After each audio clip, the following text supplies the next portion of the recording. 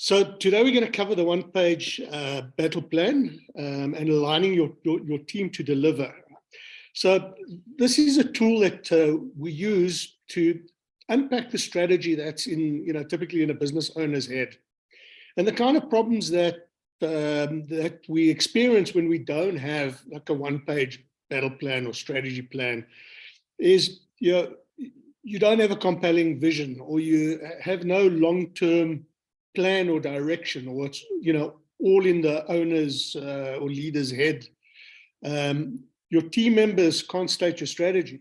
If I had to walk in and say to them, so what's the strategy for your company? And you often get that blank look. This is also a challenge when you find you're making up priorities as you go along.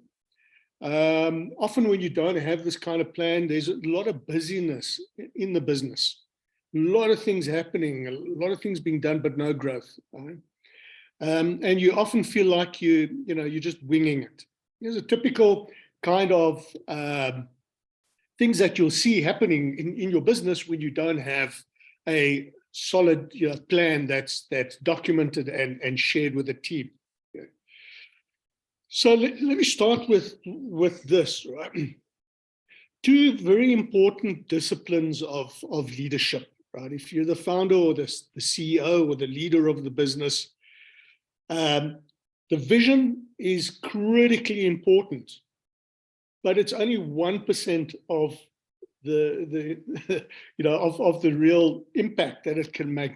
99% importance is the alignment of your team and everybody else in the business, and even outside the business, aligned to your vision and your strategy. That's critically important. That's why I say if it's in your head, you're really limiting yourself tremendously in growing your business.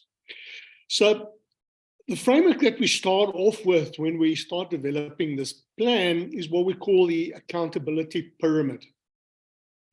And the accountability pyramid works like this. And this is based on some of the work of Vern Harnish as well. What we do is we have a planning system that starts to look from long time frames up to very short time frames, right? What do we have to do today almost? So long term, and then we move down and down and down and down until we can almost determine what are the daily activities we need to do to make sure that our vision actually lands and our strategy works. Right? So the way this works is we start looking at the long-term items first in our planning. So in other words, what is the purpose of the business? Why do you exist at all? What are your values and guiding principles that are going to guide you as you grow, right? And that's really your why. Then we start looking at the market, what I call the market problem. Who is it that you're trying to serve? What problem are you solving for them? With what kind of products and services? But what is the main problem that you standing up for and putting your hand up and say, we're the company that solves this problem for our clients, right? We own that problem in the market. Then we break that down. We start looking at 3 years from now. So what is your vision for your business in 3 years? What do you aim for? What do you want it to look like 3 years from now? And yeah, we would want at least to double the size of the company in 3 years, right? Once we have that, we then break it down to annual goals. What is it that you want to achieve by the end of the year or next year? And then based on that, we then look at what are those priorities that we need to work on, and what are we going to start doing in the next quarter? What's the most important priority to work on next? And we start to do that quarter by quarter by quarter. Right? Those quarterly actions are then scheduled into weekly activities, and then there's daily accountability for people to actually deliver on that, and it gets tracked. And that way, the way this accountability pyramid works is you have a vision and you have a strategy, but you also have execution. Because often what happens is people go away for a 1 day or 2 day strategy session, and then Monday they're back at the office and it's forgotten. Right? It's in the back of their head, but nothing happens really. So the one-page plan that we're going to be working on basically turns this accountability pyramid on its side. And we work from left to right, from long-term, 3 to 10 year vision, your annual view, quarterly, weekly, daily. That's how we set up this one-page strategy plan. And it's really designed to encourage simplicity. Because you could have a 10-page document, you could have a 100-page document that goes in depth into things, but when you have to work on one page, it forces you to crystallize your thinking, be very specific, and to be very succinct in what you are thinking about and articulating about your plan and your strategy. It also allows you to share that easily with somebody else, and they can very, very quickly get a very broad overview and an understanding of what needs to happen now. So as you can see from here, the first column over here is the long-term column, right? These are your guide rails. So your guiding principles, your company values, your purpose, and your why. And I'm going to take you through a example of this as well. We'll complete an example, Dave, so you get a good idea how to use it, right? Then the second column here is really about your customer. To me, this is the most important column of all. Right? Who is your client, your ideal client? Right? What is the problem that you're solving for them? Where are they? What are the core products and services that you are going to offer to these guys over the next couple of years, right? What's your unique selling proposition to those clients? What makes it them want to buy your product or service? What's your elevator pitch? Right? Then we go into the 3-year view. So over the next 3 years, what is your vision for the business? What sort of turnover are you hoping to have? How big will the client base be? How many team members will you have? What products and services will you have? What are people saying about your company, and so on. Then we look at KPIs that would tell you that you're on track to your 3-year vision. So these are KPIs that you would track and measure. What is the approach the strategy that you are going to use to overcome all the hurdles that you have to get to this 3-year vision? That's really what the strategy or approach is all about. So you've got certain stumbling blocks and hurdles and obstacles and so on. How are you going to get around them? What is your approach? And then what are the key milestones or capabilities that you have to put in place over the next 3 years to be able to get you to your 3-year vision? Then we look at the 1-year view. Right? By the end of next 12 months or the end of next year, what are the goals that you want to achieve? What is the turnover that you want? So these are typically financial type of or economic type of goals, right?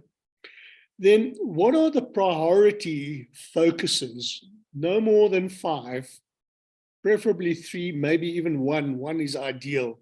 But what are your priority focuses that you have to focus on this year to be able to achieve those goals? And then break it down into initiatives. So what are the projects that you need to do during the year? And what are the measurements that you're going to track that'll tell you that that your projects are having an impact and that you're on track? Right, so you've got your 1-year view, and then what we do is we look at the quarterly view as well. So in other words, what is it out of these priority focuses and initiative projects, what is it that we can do in the next quarter? a quarter is 13 weeks, 12 or 13 weeks, depending on how long certain months are. But what can you do now that's most important to focus on, that's going to move you forward towards your annual goals? And you give the quarter a bit of a theme so that your team can get excited about it, but a theme that also resonates with the direction that you're taking or the focus of the quarter. You have a dashboard or some kind of a measurement system so that people can see that you're actually on track. And then you have your 12 meeting dates over here. Those are the weekly, those 13 weekly meetings where you're going to try and unblock any blockages to achieving the plan for the quarter. So this is the one pager, and if you give this to somebody, they can immediately see what what this business is all about, where you're headed, and what you need to do. At the top here, we've also got strengths, opportunities, obstacles, and threats. And typically, we look at that after we've done the 3-year vision.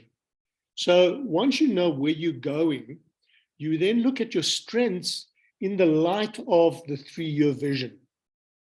Opportunities in the light of the 3-year vision, obstacles in the light of the 3-year vision, threats in the light of the 3-year vision.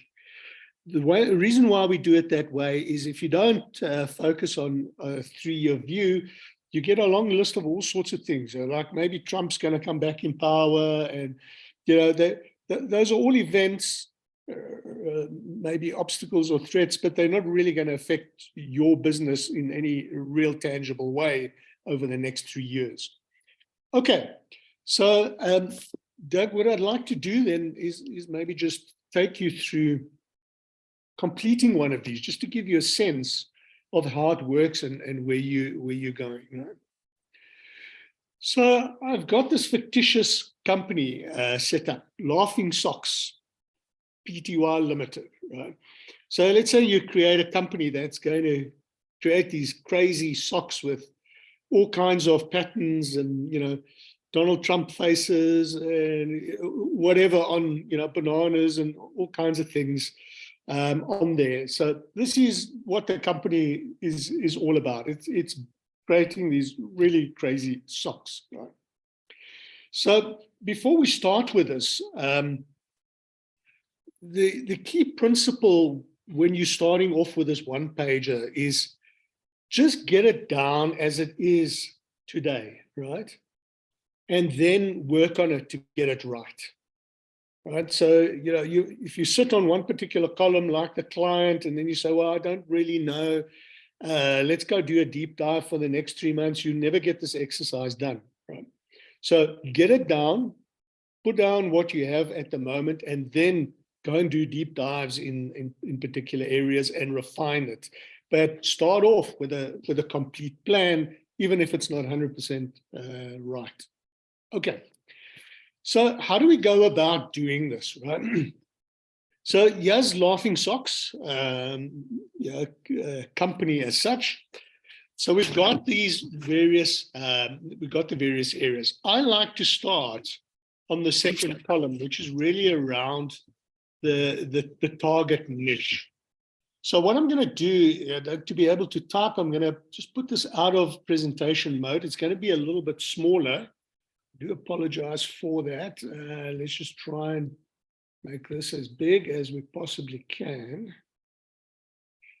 Maybe just do a little bit more like that. Right. Dave, can you see that? Yes. Okay, great. All right. So let's start off with Laughing Socks. Let's say, first thing we start off with is, who is our client? Who's our ideal client, right? And what kind of problem are we actually solving for that client? So in this case, it could be, let's say, men. Okay. These are socks for men. Right? Let's say socks for men, typically aged 18 to, let's say, 60, somewhere around there. Right? Is kind of the ideal client, right? And the problem we're trying to solve for them in this case is, let's just call it boring socks, right? This is not a high value problem. It's not like I'm solving a major health issue that could cause death or anything like that. You know, socks are not expensive items as such, so it doesn't have to be a high value, urgent, and critical problem that I'm solving for them, right? But I'm trying to I'm trying to change the boring socks, you know, the boring socks problem basically for them, so that when they sit with other people in their sock show while they're sitting, you know, it could bring a smile to somebody's face. It could be a conversation starter. You know, it could have a lot of benefits in terms of, you know, getting engagement going with people in a light, fun-hearted way, right? So where am I going to focus on, you know, this business, at least for now, the next 3 years? Let's say SA. Eventually, I'd like to go global, but I'm going to focus right now on SA. Okay. Then what are the products or the service that I'm going to offer here? So it would be maybe the embroidered socks, not printed. But part of that is also I'm going to go for online purchasing as part of the service. So, you know, online sales. Let me put that, online sales. So I'm going to have some sort of a website, and I'm going to try and emulate some of the newer business models that are happening, and I'm going to maybe have delivery, you know, delivery to the home or office as part of the, you know, of the service. Okay. So it could be some kind of an offer that I have, like a subscription model. You pay X up front, we send you 6 pairs of socks in a cardboard box or whatever, and then every quarter we'll send you another 3 pairs or something like that. So as your socks wear, you know, you'll always have fresh, good-looking socks, right? So the USP here as well, the unique selling proposition. Why should I? You know, what's in it for me, right? So maybe it's something like, you know, feel good, keep your feet healthy, you know, because the design might include some antiperspirant or antifungal components in there as well. You know, you feel good, you keep your feet healthy, and a smile on people's faces. Yeah. Okay. Right, and your elevator pitch, you know, your storyline behind this could be something like, you know how men, you know, long to differentiate themselves, in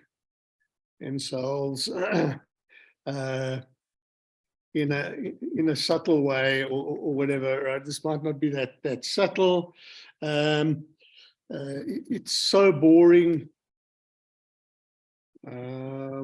when you sit, you know, in a chair and your trouser legs stick out, you know, and you've got these boring black or white socks on, right? So you build your storyline around that.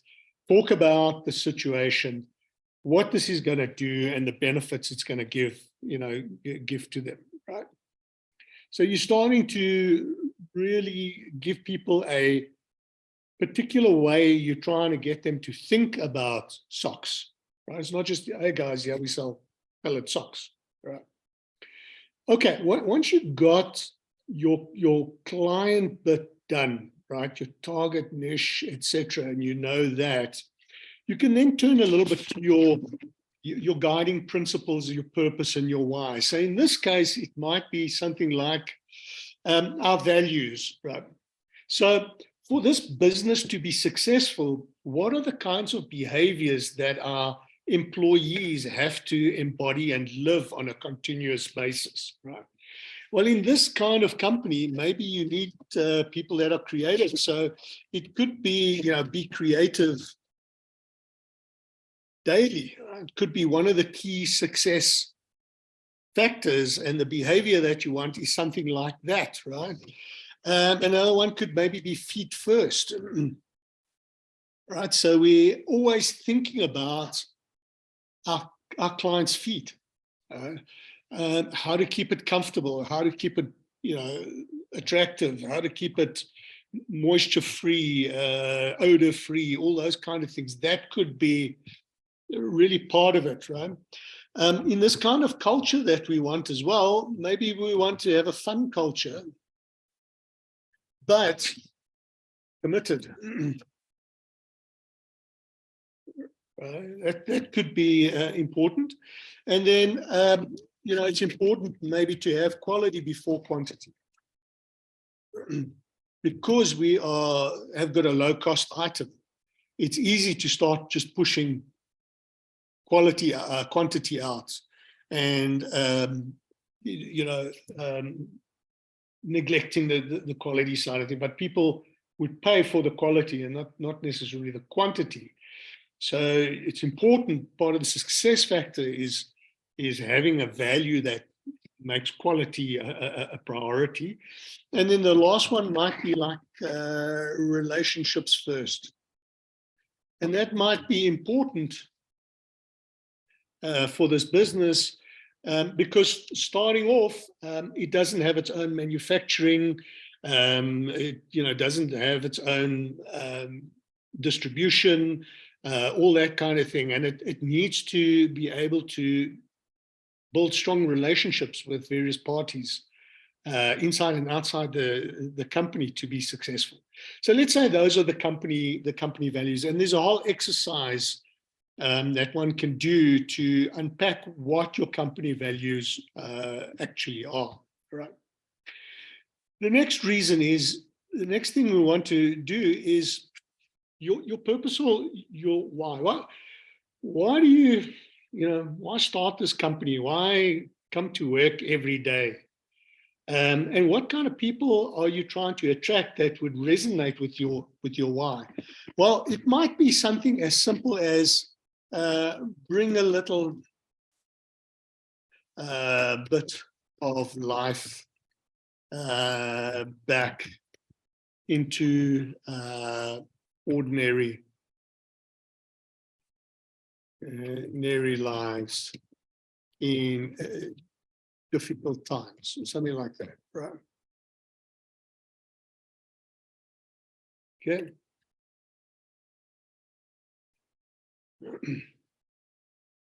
So it could be as simple as that, right, guys? This is what we're about, right? We started this company because we actually want to bring a little bit of fun back into lives. People's lives are so difficult at the moment, etc. Let's bring a little bit of light back into it. And then the next question then is, what daily actions can almost every member of the team take that will help us to achieve our purpose, right? It could be everybody's got to wear and show our socks. It could be something like asking everybody to post on social media every day.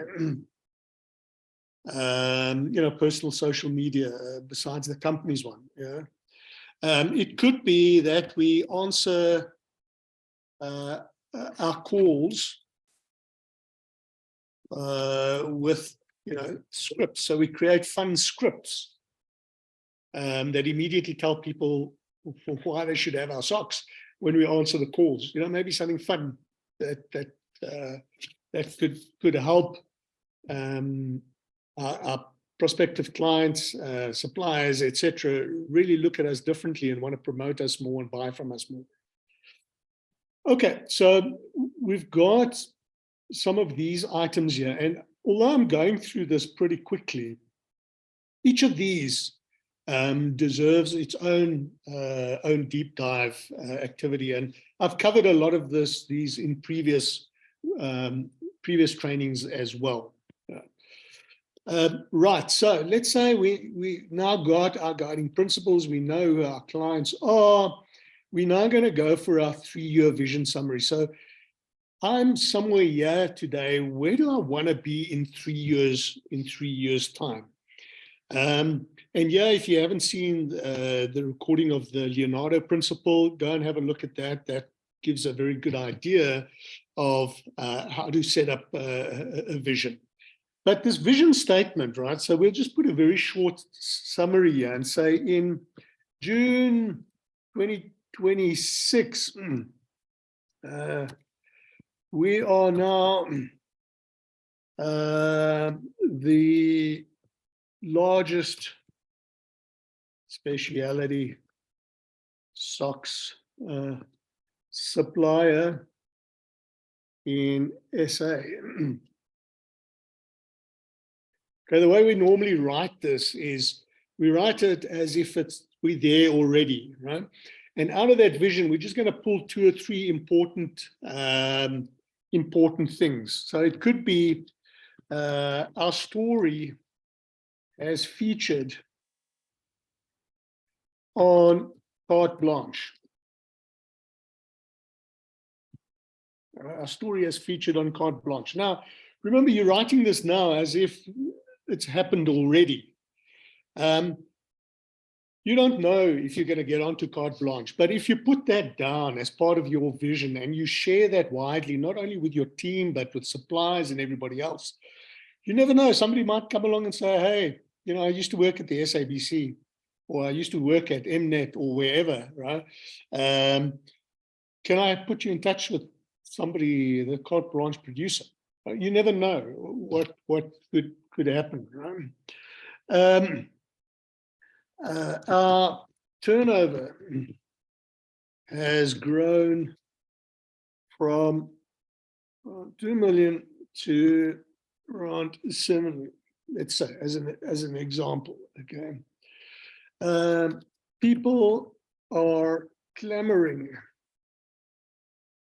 for our product. Okay, our team is now 10 strong. We started with 2. So you're just trying to paint a picture around that, and I'm not going to go into detail on how to do that, but this would be a short summary of it. Your KPIs then are the next things, and you will usually pull that out of that vision statement, right? So one of the KPIs could be the turnover, right? Because you want to grow that to 7 million, right? So turnover could be one of the KPIs, right? Another one could be your gross profit margin. And you might want to measure something like net profit per employee. Okay, but you'd pull that out of the 3-year vision statement, right? And you'd build a bit of a dashboard of the key items that you want to measure. Yeah, you would have the top ones, just the top ones. Okay, now when it comes to the strategy or approach, the first thing we've got to do is we've got to go do this, the SWOT analysis up here: strengths, opportunities, obstacles, and threats. The reason why is because the strategy and approach is about how do I get from where I am today to this vision? What are the challenges that I have that are going to stop me from getting there? And how do I get around it, over it, under it, etc. What is the approach that I'm going to use? So, some of my strengths could be our creativity. All right, and this is in the context of that 3-year vision. So our creativity is a strength. Maybe our e-commerce skills could be a strength. Our opportunities could be workwear. Could be another opportunity, right? Our obstacles, that. I'm not going to write all of these things down, right? But it could be our lack of manufacturing skills, right? Or capability, even lack of manufacturing. We've got to go external. And we currently have no e-commerce site. And then other obstacles would be, cost, erosion of big retailers. So if we had to go to big retailers to put our product in there, that could just erode all our margin, and it would be a big challenge for us. Threats could be things like, load shedding could be a big threat, or new legislation about colored socks, or whatever, banning colored socks, whatever the threat is over the next 3 years that would affect your ability to get to the vision, right? So the strategy or the approach here would be, it might be, look, we can take our socks and we can try and put them into big box stores or specialty retailers, etc. But we know that it's going to erode all our margins because there's a whole value chain that we've got to go through, and each person or each company in that value chain's got to get their bit of the share of the price, and we're not going to be left with much. So what we're going to try and do is go a different route. Okay, we're going to sell online because it's a low-cost way of selling, online sales, right? And then we're going to outsource our manufacturing because we don't have the capital. Okay, let's say one of the obstacles was also, let's put this now, lack of capital, right? So I'm coming down to the strategy approach. We're going to do online sales. We're going to outsource our manufacturing because we don't have the capital for our own. And then we're going to do direct delivery. So we bypass all the retailers and so on. And then we obviously have to package this and have the right kind of offerings so that people don't buy just one sock at a time because it wouldn't be economical and so on. Maybe we're going to have a subscription type model, right? Right. The key milestones here, or capabilities that we need to put into place over the next 3 years. The first thing is, let's say, an e-commerce site.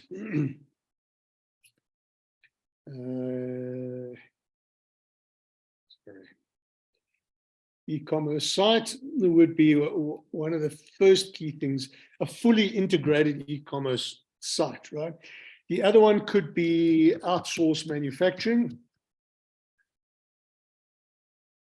We've got to get that established. And, it could be, build our following, our social media following to greater than, let's say, 30,000. That's the number we've come up with that we know will enable us to build a good following that will drive sales. So this would be the 3-year view, right? So now we've got our 3-year view. We know what the opportunities are, the obstacles, etc. And now we start to look at the 1-year goals. So where do I want to be by the end of, the end of the next 12 months? So let's say turnover. We want to, if we are 2 million now, we want to get to, let's say 4 million. Come on. Okay. We also want to make sure our gross profit margin is greater than, let's say, 40%. Right. And we might want another important goal might be our ability to generate cash. So we want, a cash reserve of X rand. Okay, so these goals are typically economic type goals, right? That people can focus on. Now, what's our priority focus this year? What is it that we're going to need to do to get to those kind of goals, right? Well, if we go back to our strengths and opportunities, obstacles and threats, we can ask a simple question. What is our single biggest constraint to our growth right now? Right? It could be the e-commerce site. We just don't have that up and running the way it should to generate the volume we need. So that's our biggest, maybe our biggest problem. If another thing you might look at is what's our biggest opportunity? Well, workwear, right? So which one of these two takes the highest priority, right? So maybe the e-commerce, come on, site is our top priority. Yeah. It could be then, the next thing could be we need new designs because our designs are very limited. So we need new designs. We need to outsource manufacturing.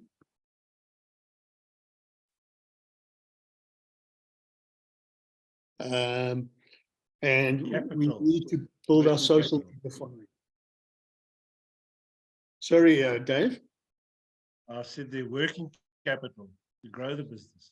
Yeah, it could be that, right? So whatever it is, but you don't want more than 5 years.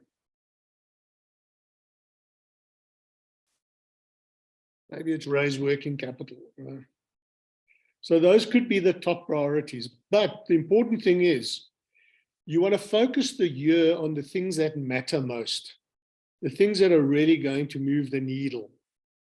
Okay? And so the 5 things that are down there must be the things that are going to really move the needle. And that keeps you focused on the right things because there's going to be a long list of ideas, opportunities, urgent things to happen. But if you keep focus on these things, by the end of the year, you're going to be in the right place. Okay? And from there, you can then unpack these into projects, initiatives or projects. So I'm not going to write that down. And then your key performance indicators, the things that you want to track could be, your turnover. That could be one. It could be number of designs. Because remember, that was a priority. Number of designs on the shelf. It could be social media following. Size of. So if you're tracking those things, you're going to get to the turnover because it's focusing on your priority focuses. Okay. From there, then the most important thing now is, so what do we do now immediately, right? So we break things down into quarters. Okay. So what must we work on this next quarter, right? So it could be, guys, we said e-commerce is the biggest challenge right now. This e-commerce, can we build this thing in a quarter, or is it going to take 2 quarters, 3 quarters? If it's going to take more than a quarter, you might split it into different projects for a quarter. But let's say we can get this whole thing up and running in a quarter, right? So it would be design and go live with e-commerce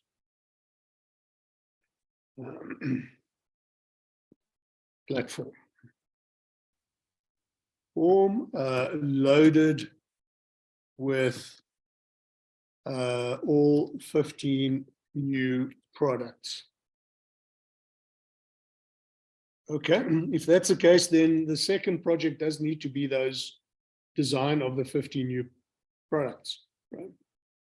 So that would be project number one, and the second one might be design the 15 new products, which will include the manufacture, right? Including manufacturing plan and schedule. Right. So maybe that's what we do this quarter. And given your time and resource constraints, etc., you might be able to put another one on there, but you really want to stay focused on the right priority things. If the priority was something else, like first find the outsourced manufacturing or find the working capital, then those become the priorities. But you're always working on the most important things first, and everything else, which is also important, must wait. Okay. So the theme here could be, you might think of a theme across the entire year, and then have sub-themes for each quarter. But typically you might take a famous, a well-known movie, something that resonates with where you're going, or a song theme, or something along those lines. So this could be, Apollo 11,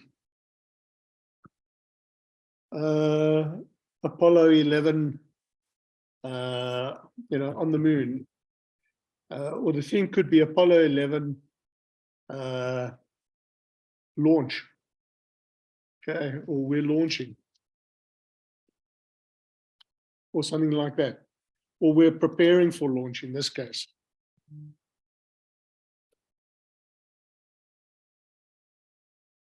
Okay, let's say Apollo 11 preparing for launch. That could be the theme for this quarter.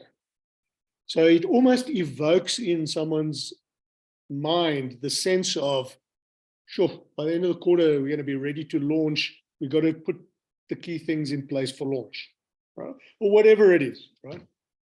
Life starts at 40. If, maybe you've got a goal to hit 40 designs or something like that.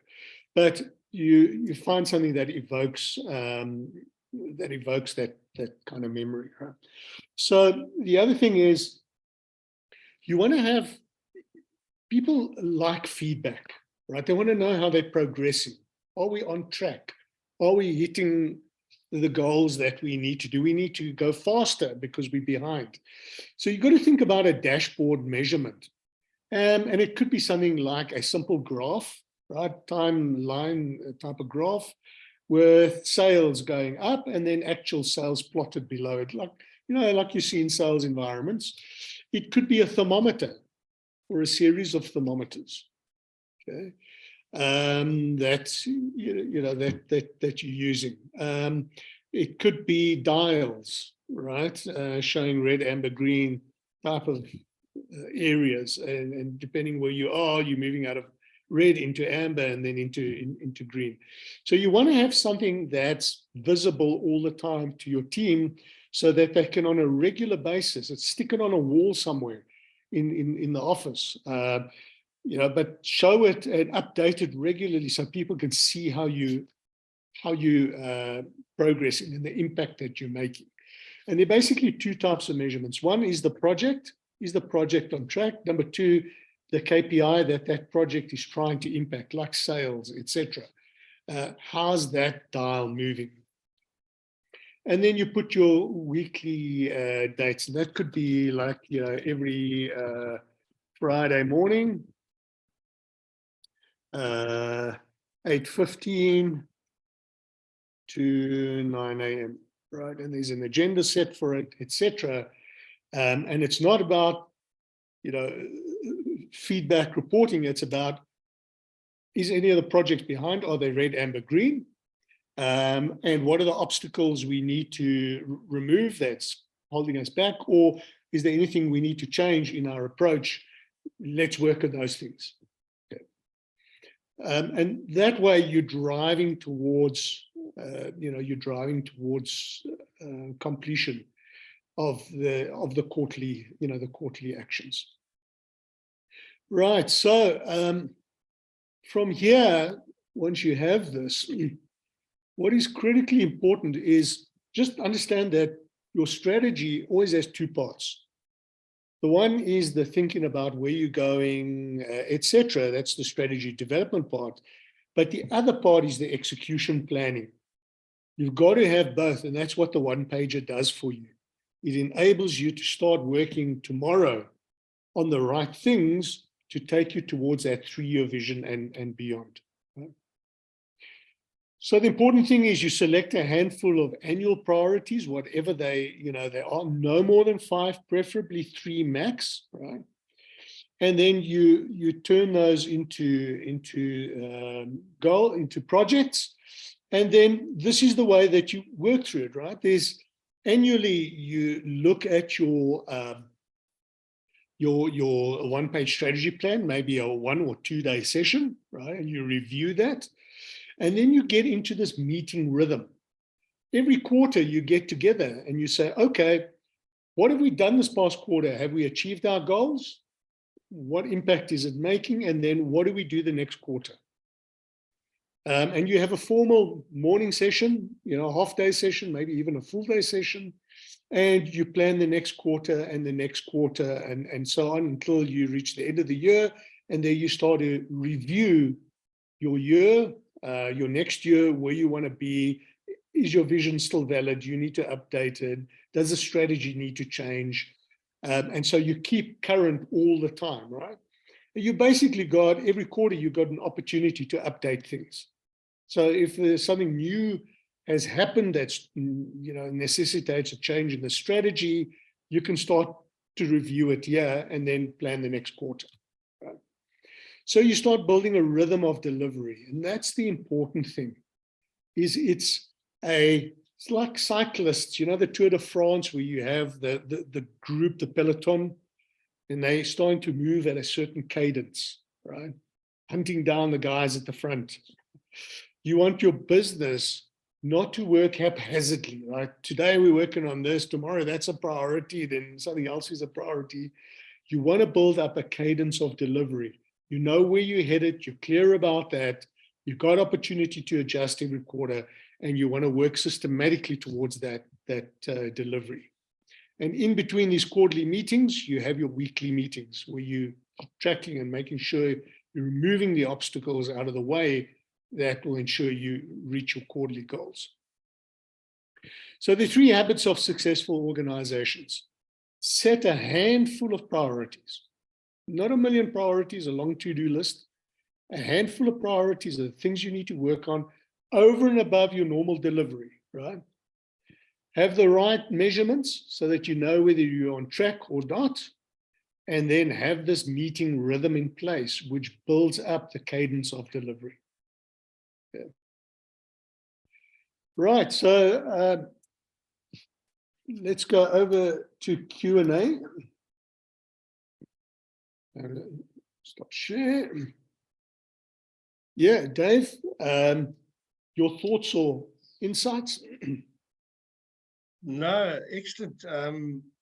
Initially, I had a question on the enterprise KPIs, but in the example, you did answer it. I was just trying to make sure I was clear in my mind what the enterprise KPIs were. But, I was thinking when you were going through the example on the different things, but this certainly encapsulates and makes it very structured and clear thinking with a document like this than, as you say, haphazard without really knowing. I like the idea you started on the second column. Obviously the ideal And I mean, the name of your so-called company, example company, resonated with me. And while you were getting involved in it, I was thinking one of the opportunities, and just an aside, would be not just workwear, would maybe be the cycling fraternity, because they always walking around boasting with their outfits, and that could be a thing. But I really, it was an eye opener to see you go through the process like that. And obviously, some of the say, let's call it the columns, would be, you were mentioning it would probably be a bit more detailed than just as you went through it quite quickly. You'd have to, obviously, as a company or a business, think clearly on some of the things so that you, but the 3-year vision and something it's really resonating with me at the moment, because if you've got nothing to aim for, then you just plod along. Yes, exactly. Yeah, that's what happens. And that's why I mean, that's one of the things I think I've pushed for, is to understand what's the vision, and then obviously setting clear goals. And I think that's important, where you encapsulate, and some of those items that you put in there did certainly resonate, where you were talking, but I think the turnover is one thing. The second thing is obviously aiming for a certain net profit, maybe customer base, or growing your customer base would be a certain metric to have in place. But it was a bit of an eye-opener, how you went through it and how you clearly structured the thinking, what you needed to consider. Obviously, to go back to the top part as well, and one of the things which is really relevant, and you had it in your example, and I'm not sure, it could be in obstacles, or was the challenge businesses face from retail, where they are squeezed or pushed out by rebates or delivery demands and different things like that. And as you said, you rightfully said, you identify that as an obstacle, means that you revisit the opportunity, and you, as you said, go into having an online store and excluding that threat or obstacle that you face. No, but this, I mean, the one page certainly, it helps you probably see it on one page, does also add value, because you're not trying to turn over different pages and understand different things. You're looking at it on, and visually sometimes does help you see the reality and what you really need to do. Rather than have different pages and different strategy documents, the one page actually opens up and says, but it gives you a clear-cut thinking to me. Yeah, absolutely. So, you might have deep dives. So, for example, that 3-year vision, that's a short summary of the key elements that you've got there. But behind that, you might have done the vision exercise, that Leonardo principle exercise that I did, right, which is more detailed. And so you'd have a more detailed vision document available, where you've articulated a lot of these things in more detail, right? So you're being really crisp and succinct, and you're pulling out all these pointers. Right? A question, Pete. I think that second column is extremely important. The one item which I think you've spoken in previous sessions is the unique selling proposition. That, to me, is probably one of the critical items that you've got to identify or sort out, if you call it that way. But maybe if you could just refresh me in terms of the elevator pitch. What is the slide? Because what's the sort of difference do you need to create from your unique selling proposition to your elevator pitch? How would you Yeah. classify the differential there? So the USP is usually a short sentence, Yeah, and it's used all over. You know, you can use it on the side of your car, on your website, underneath your email signature, etc. But what it does is it immediately catches the attention of your ideal client, because it talks about the problem and the benefits of working with you that they get. That's what the USP does, right? So if they're scanning, remember, people have got a problem and they're trying to solve that problem. If they then have a look at, if they see something like in a Google ad, right, or whatever, they see that short sentence, it immediately catches their attention, and they say, maybe I should go find out more.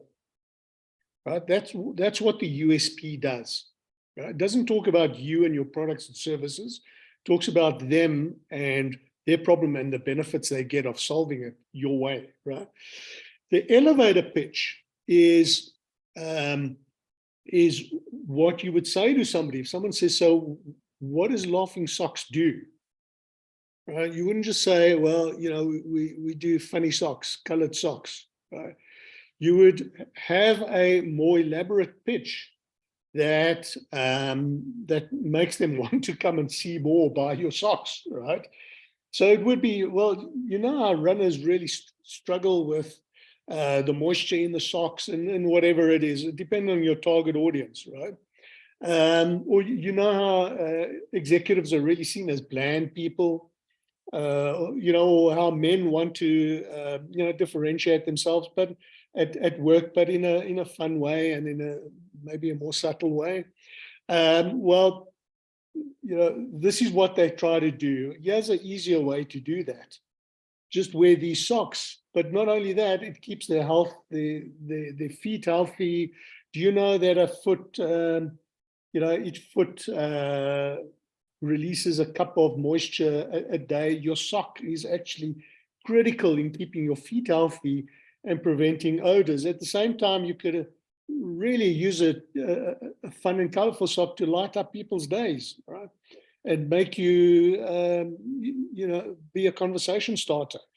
That's what we do. We design these kind of socks that keep your feet healthy, as well as give you an opportunity to be a ray of light in, you know, in a dull and dreary workplace or something like that. So, and this is where you could get it. So that's what the elevator pitch does, is it gives them, it's the pitch, but it gives them a reason to want to buy your socks or engage with you, you know, as a supplier. Yeah. Perfect. Yeah. Then just if you could just or clarify on the far right side, the weekly meetings, what should be the focus at those weekly meetings? Because remember, you're saying the 3-year goal, the 1-year view, then quarterly focus. Is the weekly meetings just to ensure that you're on stream for your quarterly theme? Is that it? Yeah, absolutely. Okay. Yeah, those meetings are about making sure you deliver at the end of the quarter. So it's keeping track of the projects and unblocking any obstacles that are getting in the way, and do that early. Yeah, yeah. Cool. Yeah. No. It just opens up your mind. When you look at it, the one page, how it certainly it resonates quickly with you. What you need to be focusing on. Yeah. But as you say, you need to sit down, deep dive one or two of them, but don't get too consumed in trying to deep. You need to put things down and get going, like your first slide said. Don't get hung up trying to perfect it. Get going. Yeah. Just get it down, and then you can get it right over time, right? But make sure you get it down quickly. Perfect. Yeah. No, valuable. Very valuable.